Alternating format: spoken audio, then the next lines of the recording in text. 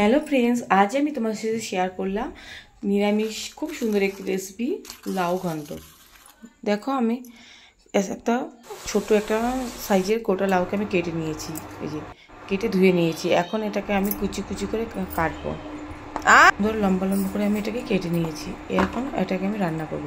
তার জন্য আমি নিয়ে নিয়েছি 1 কাপের মতো মুগ ডাল।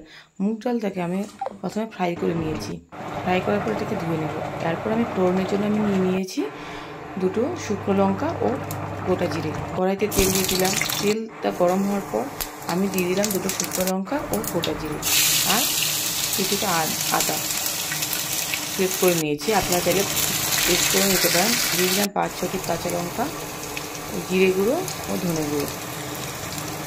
এগুলোকে একসাথে ভালো করে তেলের সাথে মিশিয়ে নেব আর সামান্য জল দিয়ে দিলাম। তারপর এটাকে ভালো করে কষিয়ে নিতে হবে। মশলা থেকে তেল ছাড়ার পর আমি এর মধ্যে মুগ ডালটাকে দিয়ে দিলাম, ধুয়ে নিয়েছি আগে থেকে ফ্রাই করে রাখা মুগ ডাল।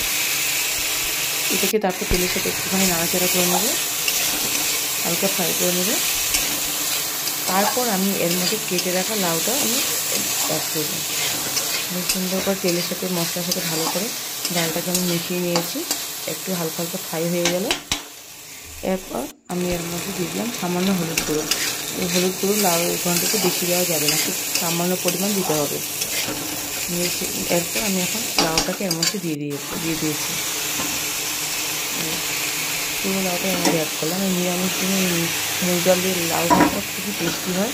আর আমার এই রেসিপিটা তোমাদের যদি ভালো লেগে থাকে অবশ্যই লাইক কমেন্ট শেয়ার করতে ভুলো না। আর অবশ্যই একবার বাড়িতে ট্রাই করো। তোমার যদি এই রান্নাটা না করে থাকো তাহলে অবশ্যই একবার ট্রাই করবে। এই যে ভালো করে আমি লাউটা ডালের সাথে সব কিছুর সাথে মিশিয়ে নিলাম। এরপর এটাকে আমি 5-6 মিনিটের জন্য ঢাকনা চাপা দিয়ে রেখে দেবো। 5-6 মিনিট পরে দেখলাম লাউ থেকে অনেকটা জল ছেড়েছে। তারপর এখন নাড়াচাড়া করে আবার আমি ঢাকনা চাপা দিয়ে আবার 5-6 মিনিটের মতো রান্না করে দেবো লাউটাকে। দিলাম আবার 5-6 মিনিটের পর মোট 12 মিনিট হয়ে গেল।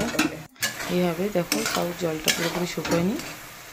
এভাবে আর একটু মশলা ছাড়াই আমি নাড়াচাড়া করে লো ফ্লেমে রাখবো। এরপর আমি এর মধ্যে দিয়ে দিলাম স্বাদ মতো লবণ।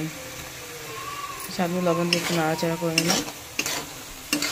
এরপর মধ্যে দিয়ে দেবো আমি স্বাদ অনুযায়ী চিনি ও সামান্য ঘি দিয়ে দেবো। দেখো আমি এটাকে সুন্দর করে নাড়াচাড়া করে নিলাম। মাঝে মাঝে ক্যামেরাটা ভালো আসছে না আর কি। যাই হোক, এর মধ্যে এখন আমি চিনি দিয়ে দেবো। চিনিটা দেওয়ার পর এটাকে একটু নাড়াচাড়া করে এর মধ্যে আমি 1 চামচের মতো ঘি দিয়ে দিলাম। ঘিটা দিলে আর কি টেস্ট, যেহেতু নিরামিষ রান্না এটা, তাই এর মধ্যে আমি ঘিটা দিয়ে দিলাম। সামান্য উপকরণ দিয়ে কম সময় এই রান্নাটা হয়ে যায় আর খেতে অসাধারণ হয়। নিরামিষ এইসব আইটেম খেতে খুব ভালো লাগে। মাঝে মাঝে মোবাইল ক্যামেরাটা কেমন হচ্ছে যেন, তাই ভালো মতো ভিডিওটা বোঝা যাচ্ছে না। এই দেখো খুব সুন্দর মাখা মাখা হয়ে গেলো। লাউ ঘন্ট আমার রেডি হয়ে গেল। তোমরা এইভাবে অবশ্যই একবার ট্রাই করবে। আর তোমরা যদি ট্রাই করে থাকো তারপর আমাকে অবশ্যই জানাবে কমেন্টস করে কেমন হয়েছিল রান্নাটা। দেখো আমাদের লাউ ঘন্ট পুরোপুরি রেডি। এখন এটাকে আমি নামিয়ে নেব। খুব সুন্দর হয়েছে।